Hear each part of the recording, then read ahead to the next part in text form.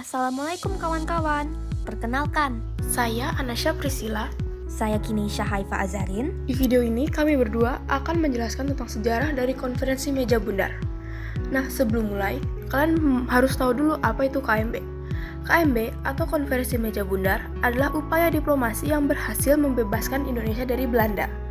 Konferensi meja bundar menjadi pertemuan antara perwakilan Indonesia, Belanda, dan BFO atau dikenal sebagai Bijen Coms voor Federal Overleg yang mewakili berbagai negara bagian yang didirikan Belanda di Kepulauan Indonesia. Konferensi ini terjadi pada 23 Agustus 1949 hingga 2 November 1949, tepatnya di Gedung Ridderzaal yang berada di Den Haag, Belanda. Kedatangan mereka disambut oleh 5 delegasinya. Tokoh-tokoh yang terlibat dalam konferensi ini diantaranya adalah Muhammad Hatta sebagai pemimpin dari delegasi ini dan anggotanya, yakni 1. Muhammad Rum, 2. Prof. Dr. Supomo, 3. Dr. Johannes Leimena, 4. Ali Sastroami Jojo, 5. Suyono Hadinoto, 6. Dr. Sumitro Jojo Hadikusumo, 7. Abdul Karim Pringgodikdo, 8. Kolonel TB Simatupang, 9. Dr. Muwardi.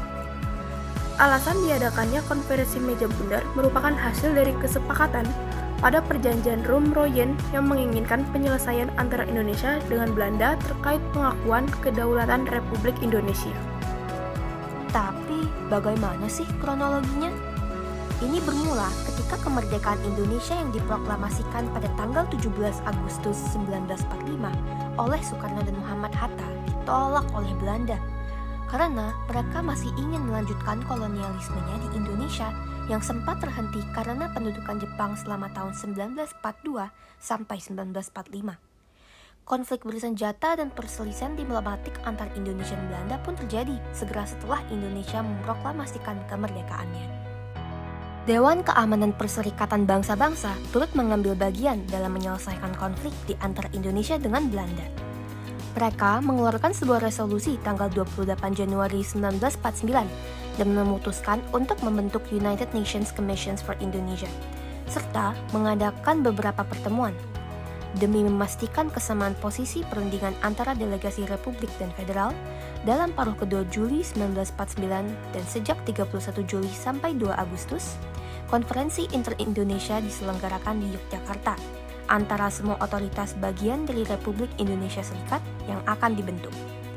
Para partisipan setuju mengenai prinsip dan kerangka dasar untuk konstitusinya. Menyusul diskusi pendahuluan yang disponsori oleh Komisi PBB untuk Indonesia di Jakarta, ditetapkan bahwa konferensi meja bundar akan digelar di Den Haag.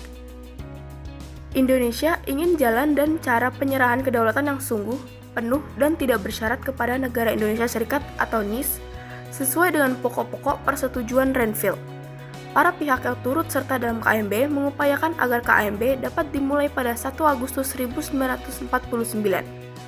Mereka berharap konferensi diselesaikan dalam waktu 2 bulan, kemudian persetujuan yang dihasilkan KMB diusahakan selesai dalam waktu 6 minggu. Pada sidang pertama, ditetapkanlah ketua KMB dan susunan para delegasi yang mengisi konferensi tersebut. Kemudian, pembahasan KMB diteruskan pada 16 September 1949 di Namen, Belgia, yang membahas peraturan dasar Uni Indonesia Belanda dan kesepakatan tercapai pada 18 September 1949 oleh semua perwakilan delegasi. Sampai pada 1 November 1949, semua kesepakatan dalam KMB akhirnya dirumuskan menjadi resolusi pelingkup yang mana isinya yaitu 1. Piagam Penyerahan Kedaulatan, 2. Peraturan Dasar Uni Indonesia Belanda, 3. Lampiran Status Uni Indonesia Belanda. Resolusi pelingkup ini ditetapkan sesaat setelah Belanda menyerahkan kedaulatannya kepada RIS. Akhirnya, Dr. Willem Drees, politikus Belanda, pun secara resmi menutup KMB pada 2 November 1949 dan persiapan pengakuan kedaulatan Indonesia oleh Belanda akan segera dilaksanakan. Setelah melakukan beberapa proses pembahasan oleh delegasi terkait, konferensi ini berhasil menghasilkan beberapa persetujuan, yaitu sebagai berikut. 1. Belanda menyerahkan sepenuhnya kedaulatan atas Hindia Belanda kepada Republik Indonesia Serikat, dan kedaulatan itu tidak dapat dicabut kembali. Penyerahan kedaulatan tersebut dilakukan selambat-lambatnya sampai 30 Desember 1949. 2. Masalah Irian Barat akan dibicarakan setelah 1 tahun penyerahan kedaulatan.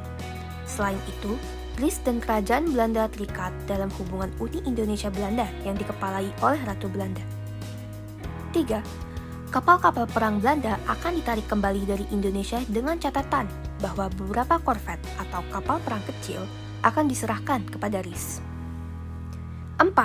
Untuk menindaklanjuti KMB, diadakanlah Presiden RIS pada tanggal 16 Desember 1949, yang mana dalam pemilihan tersebut terpilihlah Insinyur Soekarno sebagai Presiden RIS dan dilantik pada 17 Desember 1949. 5. RIS akan bertanggung jawab atas semua hutang bekas Hindia Belanda.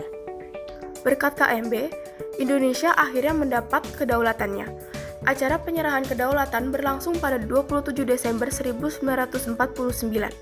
Penanda tanganan naskah penyerahan kedaulatan berlangsung di 2 kota, yakni Amsterdam dan Jakarta. Di Amsterdam, naskah penyerahan kedaulatan ditandatangani oleh Ratu Juliana dan Muhammad Hatta. Sementara di Jakarta, naskah ditandatangani oleh A.H.J. Loving dan Sri Sultan Hamengkubuwono IX. Kira-kira apa ya nilai yang bisa kita ambil dari kejadian bersejarah ini?